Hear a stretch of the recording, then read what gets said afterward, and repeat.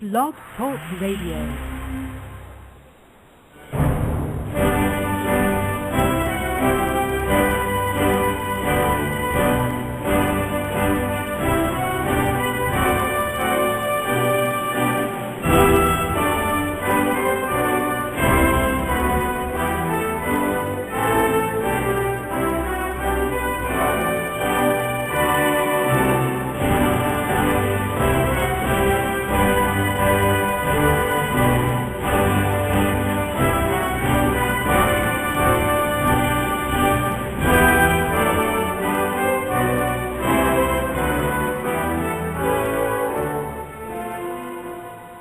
Boa noite, meus amigos. Estamos aqui de volta. Como sempre, começamos invocando a Santíssima Virgem Maria, o Santo Padre Pio de Pietrelcina, para que roguem a Deus que nenhuma injustiça se cometa nesse programa. Queria lembrar a vocês a presença do poeta e filósofo Ângelo Monteiro em Curitiba, no Instituto Olavo de Carvalho, nos dias 10 e 11 de dezembro, sexta-feira e sábado, às 15 horas, com duas conferências que certamente serão imperdíveis. Aqui também, para não dizer que está tudo perdido no Brasil, o pessoal me avisa aqui, o Fabrício Vasconcelos me avisa que a Baixada Santista agora tem a sua missa tridentina, depois de 50 anos. É todo domingo, às 3h30 da tarde, na Capela Nossa Senhora do Desterro. Fica dentro do Museu de Arte Sacra, no Centro Histórico de Santos. Aos poucos, a missa tridentina vai voltando, tá? Também o pessoal aqui do Centro Cultural Mirador, www.ccmirador.com.br, em Porto Alegre, avisa que está exibindo todas as sextas-feiras, às 16 horas, o curso completo da minha História Essencial da Filosofia, gratuitamente para quem quiser assistir. O Centro Cultural Mirador é o centro da seção masculina do Opus Dei em Porto Alegre. Portanto, qualquer um pode ir, mas é a sessão masculina, então Clube do Bolinha, só entra menino, né? O endereço do centro é bairro Rio Branco, Rua Cônego Viana, número 210. Então, parabéns aí, Centro Cultural Mirador, muito obrigado pela sua atenção. Olha aqui, essa semana chegou aqui um comentário do Ken Blackwell, que foi secretário de Estado do Ohio. Ele diz que pelos resultados da eleição americana é que nós podemos ver a total falta de confiabilidade da grande mídia aqui dos Estados Unidos. Porque, para quem acredita em New York Times, CNN, etc., o Tea Party ainda era apenas, vamos dizer, um grupelho, né? Grupelho de extremistas, racistas, etc. O Ken Blackwell, que é um dos líderes do negócio e é mais preto que o Obama, ele diz, olha, se lendo os jornais, você diria que o Tea Party ia ter 2 votos. Na verdade, o Tea Party foi o grande vencedor das eleições, mostrando que ele expressa a opinião majoritária, maciçamente a opinião majoritária americana. Mas olha, no Brasil, ainda tem gente que não se rende a isto, porque aqui na Folha de São Paulo, no UOL, né, aqui aparece um sujeito chamado... Uma moça chamada Andréa, pode ser nome de homem ou de mulher, Andréa Murta, correspondente em Washington. Olha, a função de correspondente em Washington consiste em você ler o New York Times, recortar, traduzir uns pedacinhos, mandar para o Brasil e dormir o resto do dia, né? Então, essa senhora ou senhor, não sei, né, já chama o negócio de movimento ultraconservador, quer dizer, que é excessivo, ultra é aquilo que é excessivo, que ultrapassa. Né? Então, o que está querendo dizer? Que a maioria do eleitorado americano é ultraconservador, deveria ser banido da política? E ele diz aqui que o Tea Party atrai 600 grupelhos. Né? Então, aqui, mas é uma reunião de grupelhos. É incrível. E dizendo, não, o movimento não tem um objetivo claro. Né? Está reclamando, está fazendo de superior. Que coisa mais provinciana, mais idiota, pô. Quer dizer que depois dessa votação vocês ainda não entendem que aquilo é a expressão da opinião majoritária americana? Meu Deus do céu, essa mídia, tanto no Brasil quanto aqui, olha, não é para acreditar em nada, não é para ler essas porcarias. Por que vocês leem a Folha de São Paulo? Por que leem o New York Times? O pior são os jornais brasileiros que reproduzem artigos do New York Times. Cada um pior que o outro, dizer, não tem um que mereça respeito, que mereça atenção. É só besteira mesmo. Besteira quando é mentira, né? Agora, o mundo está ficando cada vez mais esquisito, porque tem aqui um cidadão britânico, Charles Kane. Ele fez cirurgia para mudar de sexo, virou mulher, mas não gostou, né? Daí diz que o senhor gastou 100 mil libras, são 274 mil reais, né? Para virar mulher. Daí olhou, não gostou, fez sexo com o homem, achou que era muito chato, decidiu virar homem de novo. Então, uma coisa maluca. Tira a piroca, põe a piroca. Agora eu quero saber o seguinte: onde acharam as bolas para botar de volta? Isso eu leio aqui. Olha, diz que o implante de seio foi retirado, fizeram lá uma piroca artificial com pele da barriga, mas e as bolas? Hã? Ninguém diz isso. É o mistério dos mistérios. Será que tiraram a bola de alguém e caparam o sujeito na rua? Né?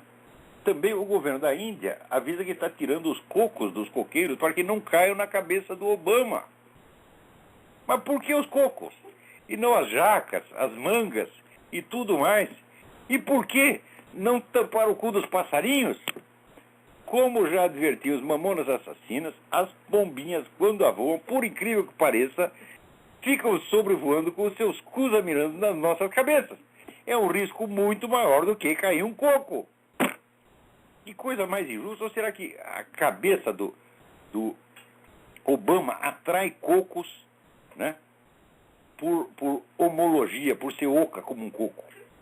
Só pode ser isso, né? Agora, também você vê como é mídia. Saiu aqui no Globo. Espanhóis protestam contra a presença do Papa em Barcelona. Espanhóis protestam, quando você vai ver assim, eram 50 gays. 50 gays agora são os espanhóis.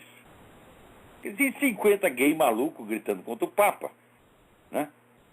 O Papa foi lá para consagrar a Catedral da Sagrada Família, que é obra do arquiteto Gaudí, que é um dos grandes gênios da arquitetura de todos os tempos. A catedral é uma maravilha, uma obra de arte assim sabe, de você ficar perplexo. E já está demorando muito para consagrar a catedral.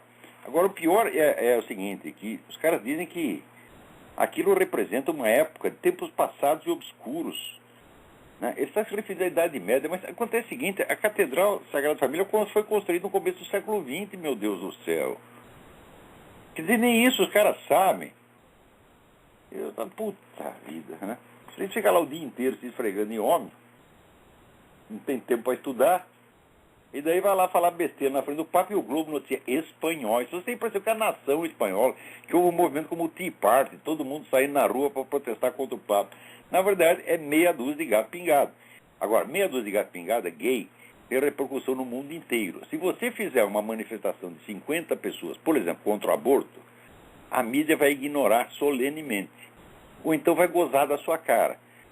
Meia dúzia de gato pingado. Agora, se é 50 gays falando contra o Papa, daí virou a manchete: espanhóis protestam contra a presença do Papa. Olha, porra, o Globo não serve nem para limpar o cu. Eu tenho vergonha de ter escrito nesse jornal, porra. Escrevi porque simplesmente tinha o dever de dizer certas coisas, e eles me ofereceram de má vontade aquela tribuna. E além disso, eu precisava do dinheiro, ganhava algum dinheiro ali. Depois de ser demitido do Globo, minha estação melhorou muito, se vocês querem saber, né? Agora está aqui, né? O Defensoria Pública da União recomendou ao MEC que anule a prova do Enem 2010. A prova estava cheia de erro, toda furada, ainda vazou. Todo mundo ficou sabendo, mas o Enem não é para avaliar os outros? Agora, se o avaliador é esta merda, o que vale a avaliação, meu Deus do céu, né? O Brasil, assim, virou um negócio onde ninguém mais tem critério para medir nada. Todas as medidas no Brasil são elásticas, né? Tudo é subjetivo. Na prova do Enem tem até a questão sobre homofobia, né? E dizia o seguinte, que pecado nefando era a expressão correntemente utilizada pelos inquisidores para a sodomia. Não, os inquisidores o caralho, gente. Hoje, turma do Enem. O Papa hoje dirá para você que é um pecado nefando. Né? Quer dizer, isso aí faz parte da doutrina da igreja, não eram os inquisidores. Talvez até entre os inquisidores tivessem uns viados enrostidos lá, como é que eu vou saber? Né? Então, quer dizer, a pergunta é construída de modo a criar preconceito e ódio contra a Igreja Católica. Como se a Igreja Católica tivesse passado 2.000 anos matando viado, não teria sobrado nenhum. Pior, aqui, para introduzir a pergunta, ele diz que o número, ele fala da Inquisição, e diz o número de homossexuais assassinados no Brasil, quer dizer, já está associando a doutrina católica sobre o pecado com os assassinatos de homossexuais. Então, primeiro, a associação inteiramente difamatória. Você vai ver, não tem um sujeito que matou gay por ser católico e ficar ofendido com a viadagem do outro. Não tem nenhum. Matei por motivo religioso, porque ele estava cometendo um pecado nefando, fui lá, dei 2 tiros no desgraçado. Não vai ter um caso desse. Mas aqui o Enem, né, fazendo a sua lavagem cerebral em cima da cabeça dos meninos, já cria essa associação. E, em segundo lugar, mente, porque o Brasil bateu o recorde histórico de assassinatos de homossexuais. Peraí, recorde histórico de quem? Do próprio Brasil ou do mundo? Hã? Olha que coisa mais filha da puta. Bateu o recorde histórico. Não diz se bateu o recorde do mundo ou do próprio Brasil. Quer dizer, teve um assassinato a mais. Então, evidentemente, bateu o recorde do ano passado. Qual é esse recorde extraordinário que prova a perseguição, a matança, o genocídio de homossexuais no Brasil? São 195 casos. Num país que tem 50 mil homicídios por ano, eles acham que 195 homossexuais assassinados comprova perseguição a gay. Ademais, eu desafio qualquer pesquisador a fazer uma revisão desses 195 casos e ver se está provado que esses crimes foram cometidos por motivação homofóbica. Porque qualquer coisa que se faça contra o homossexual, né? Por exemplo, o homossexual vem com o carro, bate no seu carro. Você fica puto da vida, levanta, dá 3 porradas no cara. Ele chega lá, vai na delegacia e diz que foi agredido por motivação homofóbica. Ou um ladrão entra na casa dele, assalta, o cara reage, eles dão 2 tiros no cara, pronto, foi assassinado por motivação homofóbica. Eu duvido que esses 195 casos sejam autênticos. Porque, cadê a documentação? Cadê os 195 processos? Por que não publicam? Se querem provar que houve 195, publiquem os 195 processos. Façam lá uma publicação do próprio Enem, vai provar que a sua pergunta, a sua formulação da pergunta tem algum fundamento. Você não verá em parte alguma essa documentação. Não verá porque ela não existe. Isso é tudo fraude, isso é uma empulhação. Quer dizer, isso é uma auto-vitimização encenada. O Brasil é um país que as vovozinhas assistem show de travesti às 3 horas da tarde com os netinhos. Ninguém faz porra nenhuma contra o homossexual. Devia fazer. Devia processar, por exemplo, né? Esses camaradas que ficam aí promovendo pedofilia, como o seu Luiz Mota, que é um óbvio propagandista da pedofilia. Tá certo? Isso aí é apologia do crime. Então, o que se devia fazer contra esses caras? Processá-los. Agora, todo mundo fica afagando a cabeça dos caras e o governo gastando o nosso dinheiro, né, para puxar o saco, né, de quem muitos gostariam de não ter saco. Certo? Mas o governo puxa. Agora, o presidente Luiz Inácio Lula da Silva, em função de suas inumeráveis contribuições à alta cultura do Brasil, virou um instituto. Já que tem um monte de patrocinadores, Instituto Luiz Inácio Lula da Silva, né, um centro de debate, um centro cultural importantíssimo, né, um prédio instalado, já mal foi fundado, já tem um prédio de 3 andares, próximo ao Parque de Ibirapuera, São Paulo, com um auditório de 200 lugares de estacionamento. Deve ser estacionamento de mula. Né? As conferências são dadas no estacionamento. Tá certo?